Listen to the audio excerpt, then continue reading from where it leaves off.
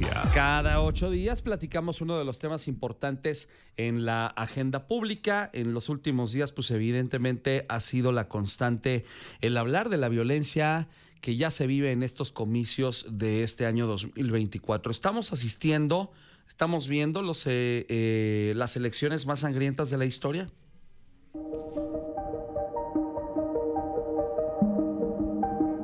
Los procesos electorales de este año podrían convertirse en los más violentos de la historia de nuestro país, advierten especialistas, ya que tan solo en los meses de enero y febrero han sido asesinados 10 candidatos o aspirantes a un cargo de elección y faltan menos de 3 meses para llegar a la cita del 2 de junio. ¿Cómo afecta la violencia el proceso electoral del presente año? Durante el proceso electoral del 2021, cuando estuvieron en juego 15 gubernaturas, 30 congresos locales y 500 curules del Congreso Federal, se registró el asesinato de 102 políticos. De ellos, 36 eran aspirantes y candidatos a distintos cargos de elección. En 2018, el número de precandidatos y candidatos asesinados fue de 48, es decir, que el proceso electoral del 2021 se convirtió en el segundo más violento de la historia del país. La noche del pasado 12 de marzo, Tomás Morales, patrón aspirante de Morena a la alcaldía de Chilapa, Guerrero, llegaba a su domicilio y cuando descendía de su vehículo fue recibido por un sujeto que le disparó en la cabeza. La ejecución de Tomás Morales se suma a los 10 candidatos o aspirantes que en el primer bimestre del año fueron asesinados, de acuerdo al informe Votar entre Balas de la organización civil Data Cívica.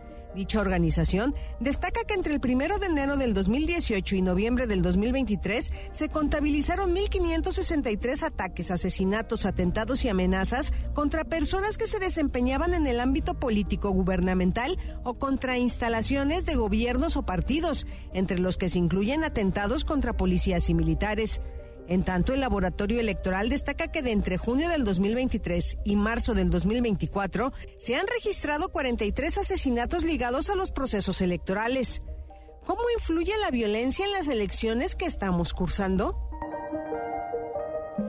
Bueno, y de eso platicaremos esta mañana aquí en RR Noticias. Para hablar del tema, obviamente, saludamos a nuestros invitados a la mesa en el orden en el que fueron sorteados previamente. Mi querido Jorge Luis Montes, ¿cómo estás? Buen día y bienvenido. Bien, con mucho gusto de estar aquí con ustedes como cada miércoles. Perfecto, muchas gracias. Acá de este lado está don Víctor Cuevas. ¿Cómo estás, Víctor? Muy buenos días en esta calurosa mañana de miércoles. Pero ya, pues, ahorita vamos a prender el aire acondicionado. Es que es la hora en que esto parece un invernadero, ya se dieron cuenta. Don Sergio Camacho, qué gustazo recibirle esta mañana. Don Ángel, igual con el gusto de estar compartiendo con el micrófono contigo y mis compañeros. Muchas gracias y bienvenido. Juan Luis Íñiguez, ¿cómo estás, mi querido Chivo, hermano? Muy contento de estar aquí en RR y compartir la mesa con grandes analistas. Muchas gracias. Bueno, pues muy bienvenidos. Vamos a hacer lo propio, vamos a poner ese aire, porque de verdad que el día de hoy parece Chamucolandia este estudio, y es el preámbulo de lo buena que se va a poner seguramente la discusión. Ya saben, 1 minuto para cada uno de ustedes. Aquí está el reloj al frente. Y bueno, pues déjame planteártelo. Tú que arrancas las rondas el día de hoy, mi querido Jorge Luis.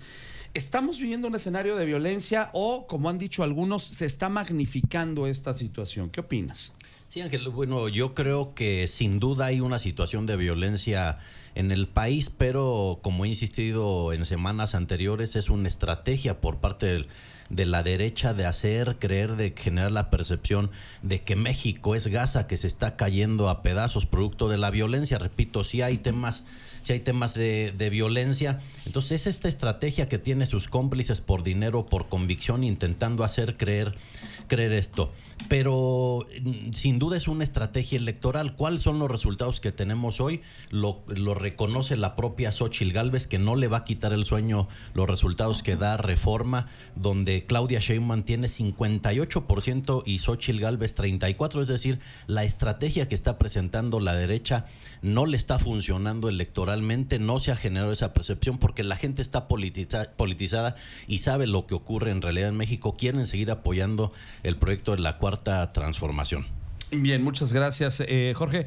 Te lo pregunto, Víctor, ¿son exageraciones o sí hay un clima de violencia que está afectando también a los aspirantes a algún cargo? Pues en lo que va de este 2024 van 21 políticos aspirantes a algún cargo de elección popular asesinados. Esa es una cifra escandalosa y por supuesto que no se puede prestar a estas interpretaciones a modo que hace el presidente López Obrador, porque como siempre en cualquier tema incómodo, pareciera que la única víctima en este país es el propio presidente de la República. Tenemos un presidente tan cobarde que ante los retos, ante los riesgos y ante las crisis se esconde bajo ese aparente blindaje de decir que es el presidente más atacado de la historia y pretender acusar a la oposición de ser los responsables de la violencia política porque la magnificamos, cuando en realidad está demostrado es el crimen organizado el que está atentando contra la democracia, presionando a través de estos ejercicios de violencia política, desde amenazas, extorsiones, hasta llegar a asesinar candidatos con el único objetivo de hacerse del control. ¿Del control para quién? Para Morena, porque lo hemos dicho muchas veces en estas mesas, detrás de Morena llega el crimen organizado. Muchas gracias. Víctor. Sergio Camacho, ¿son exageraciones o sí tenemos que preocuparnos por estos números? Definitivamente es para preocuparse, Ángel, y vamos, un atentado es suficiente para generar preocupación, sí, ¿no? Y aquí vemos que los números han continuado a la alza, vamos, desde el último proceso electoral, vamos, se estima que puede haber un aumento de hasta casi el 200%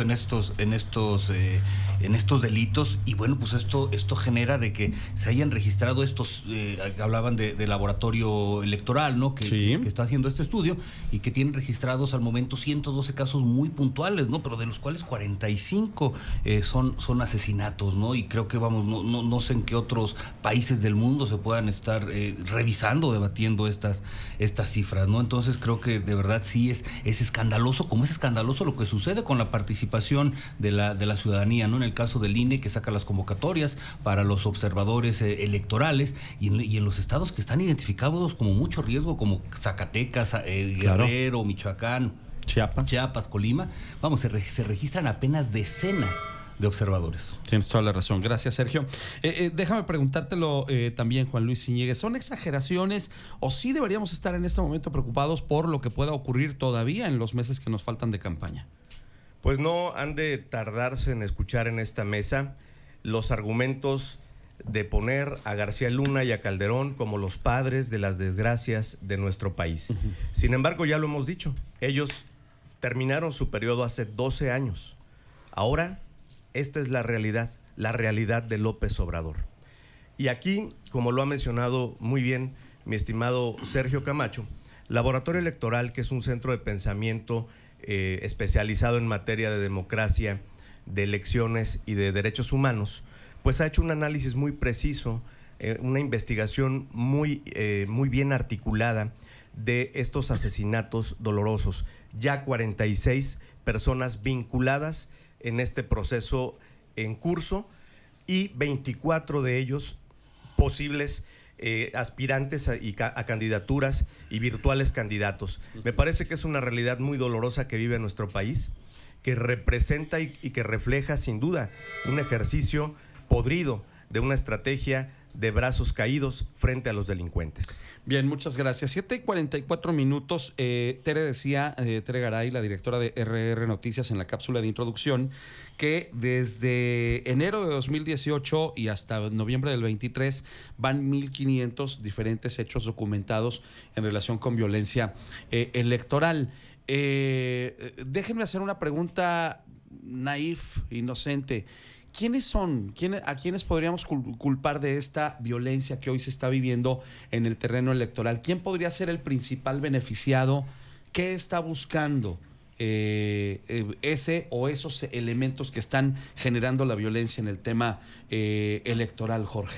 Bueno, sin duda, insisto, la derecha insiste tanto en estos momentos con el tema de la violencia, del narcopresidente, la narcocandidata, que la 57 es la franja de Gaza, que se está cayendo el país. Repito, hay índices de violencia, han disminuido solamente el 22% los homicidios en el país. Si no hubiese estado el presidente López Obrador, estaríamos al doble de homicidios en relación al sexenio anterior. Entonces, la derecha busca beneficiarse de toda esta retórica, pero ya lo decía Damián Cepeda, Lo que tiene que hacer Xóchitl Gálvez y el PAN, y lo dice Damián Cepeda del PAN, es reconocer primero la diferencia que hay en las encuestas, es decir, la estrategia que está manejando la derecha, incluida esta discurso de que el país se cae por temas de violencia, no les está funcionando. Repito, hay situaciones de violencia que deben seguirse atendiendo y Claudia Sheinbaum está haciendo una propuesta muy sólida para seguir avanzando en la materia. Bien, muchas gracias. Déjame preguntarte, Víctor, ¿quién está detrás de esta ola de violencia que se está viviendo en este periodo electoral? Pues es innegable la intromisión de la delincuencia organizada, del narcotráfico, porque precisamente son ellos los que están en contra de que lleguen buenos gobiernos que defiendan al pueblo y que nos permitan vivir en un México sin miedo. Y es que además estamos viendo que las estadísticas demuestran que los candidatos que están siendo asesinados son aquellos que tienen precisamente posibilidades de ganar. ¿Por qué? Muchas de estas ocasiones porque no ceden a las extorsiones, porque no ceden a las presiones o porque sencillamente no son del partido que tanto ha beneficiado a la delincuencia organizada. Y es tan escandaloso el asunto que la piedra que pusieron en la CNDH, que ha estado rendida y en pleitesías al presidente de la República, ya salió a pronunciarse, porque precisamente ya la CNDH, a pesar de todas las cortesías que tiene con López Obrador, se dio cuenta que la violencia política ha escalado a un nivel tal que empieza a vulnerar el derecho de los mexicanos a la democracia. La CNDH dice, en estas primeras 2 semanas de campaña hay más de 16 hechos de violencia política y eso no se puede permitir.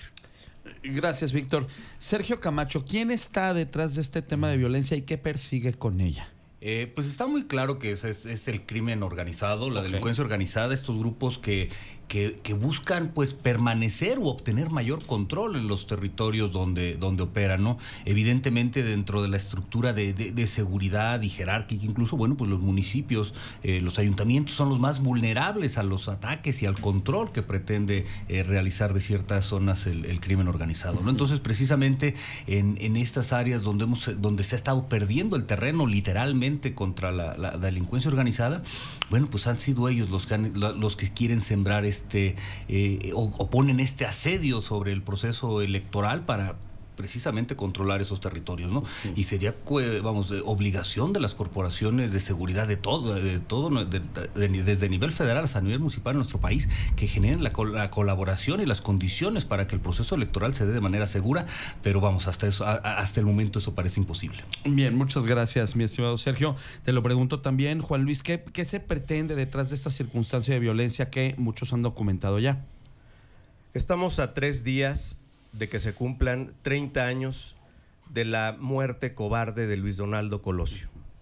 Y sí, las balas del odio acabaron con una vida significativa, que muchos mexicanos nos sigue doliendo la forma como fue tan artero lo que le hicieron a Luis Donaldo, y ciertamente México sigue esperando y sigue sufriendo de esa necesidad de justicia para todos. Y sí, Jorge Luis, definitivamente las 180,000 muertes y estas acumuladas de los candidatos duelen igual en la Franja de Gaza o aquí en nuestro territorio nacional. En estos últimos 5 años, lamentablemente, este gobierno no ha tenido respuestas, no ha tenido manera de poder salvaguardar la vida y el patrimonio de los mexicanos. Y hay que decirlo, mi estimado Ángel, nos encontramos sin duda a la buena de Dios. Hay que darle la vuelta a esta historia negra de nuestro país. Bien, muchas gracias, Juan Luis. Son las 7 de la mañana con 50 minutos, 7:50. Estamos en la mesa de análisis político de RR Noticias. Y hay más del contexto de la mesa esta mañana con Tere Garay, la directora de RR Noticias.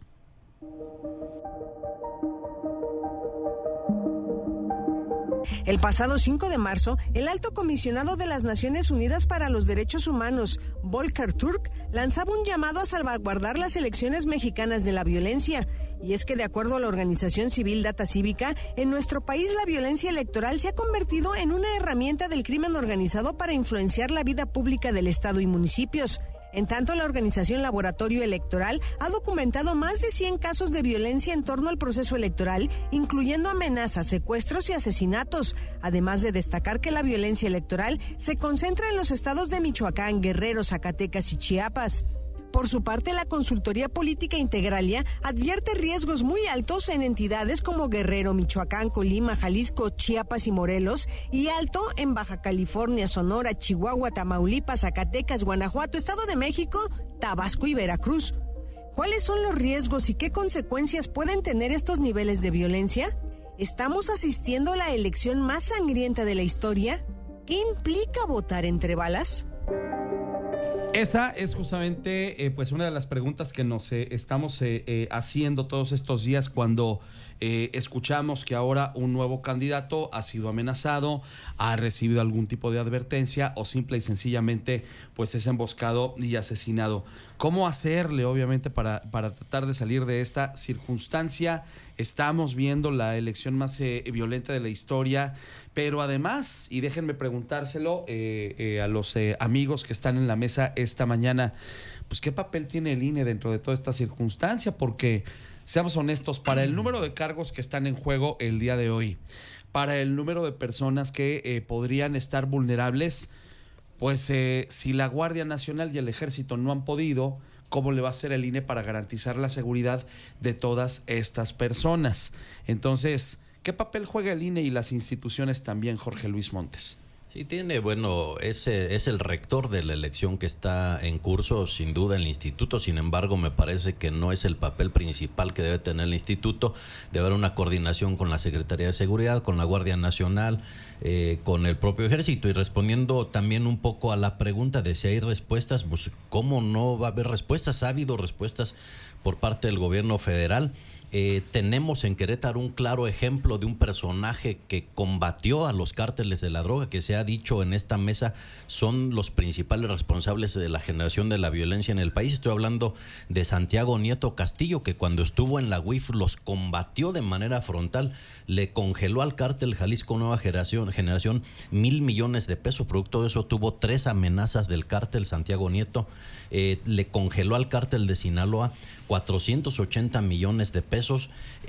También tenemos el hecho de que se detuvo al hijo del Chapo Guzmán. Es decir, ha habido acciones, por supuesto, en el país, y por supuesto que la Cuarta Transformación está dando respuesta y dará continuidad a la pacificación de nuestro México. Gracias, mi estimado Jorge Luis. Preguntarte, Víctor, ¿qué papel juega el INE, pero también las instituciones en garantizar la seguridad de los candidatos? Es un asunto muy particular porque pareciera ser que en varios de los estados fallidos que hay dentro de nuestro país, el Instituto Nacional Electoral está teniendo una participación meramente testimonial a la presión que tienen los grupos del crimen organizado precisamente en controlar todos los aspectos electorales, desde la parte de funcionarios de casilla, desde la parte de poner los candidatos en varios partidos, hasta inclusive presionar para que la población vote de tal o cual manera, ya sea a través de la violencia y la amenaza o a través de las prebendas y los regalos. Y es que ha escalado a tal nivel la violencia en varias de estas entidades que pareciera que el gran elector es el crimen organizado. Y aquí la responsabilidad del Instituto Nacional Electoral es seguir levantando la voz, seguir poniendo el dedo en todos estos casos de violencia que se están generando para tratar de que el gobierno federal actúe a través de las fuerzas del orden, las fuerzas de seguridad. Lamentablemente lo que vemos es que hay una constante permisividad y reina una total impunidad al respecto.